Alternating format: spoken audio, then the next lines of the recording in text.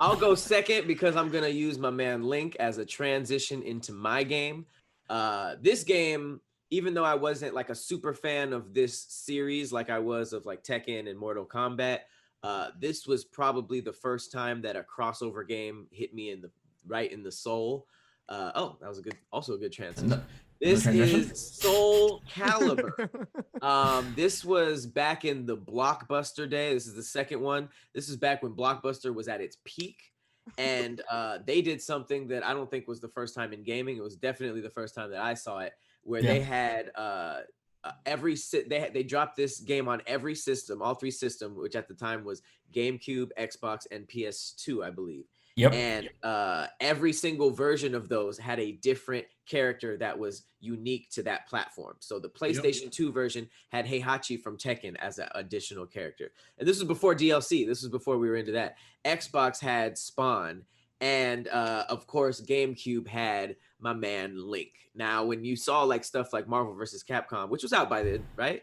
Marvel vs. Capcom was out by then. Yeah, it was up by then for sure. So those were like those crossovers with like superheroes and people that you know have hands, but you don't really be seeing adventurers in fighting games like that. So this was really the first time I was like, oh, Link can catch a fade with people that we're used to like being in fighters. And the game just like it was really like I feel like it's the slept on fighting series, even though it has a huge fan base. I think that it has like some of the strongest characters. And I just like their whole ring out.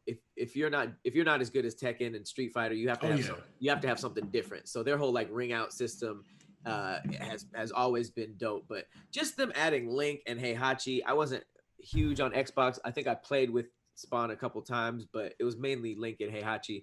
That was just like that introduced me to DLC, and I sort of missed the days before DLC where you had to like beat a bunch of bosses or do a certain amount of gameplay before you unlock characters instead of just buying them, or just like all the times where you were like had to be physically with your friends to fight as opposed to them over online. So this was kind of like that last big thing that I remember getting that was before that whole like DLC era.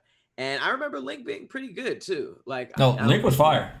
Link was fire. Link was really good. Link like was really good. he had his bombs, he had his arrows, he had everything with him. Like he showed up. Shield, everything. That was the only time I ever migrated over to Nintendo GameCube was to go play on Soul Calibur at my friend's house. Oh yeah. Heihachi was pretty beastie too. And I mean, like, I was kind of upset. Me growing up, if you played Tekken, you already played Heihachi in fighting games, right? So why the hell would they drop him in another fighting game? Couldn't we get we'd never seen Spawn in a fighting game before? We never got Link in a fighting game. I see what you mean. Like not games that aren't fighting to fighting. That's what I'm saying. Yeah. It's just like it wasn't too crazy to me. I get it though. I mean, it's Heihachi. Right. It is what it is. All the boys I knew had this game. Really? Yeah. And it was an interesting choice too, like Soul Calibur out of everything to have like just throw Link in. Like for him to make an appearance in that universe was just really, really dope to me. And I would low-key download this again because it looks a lot better than I remember.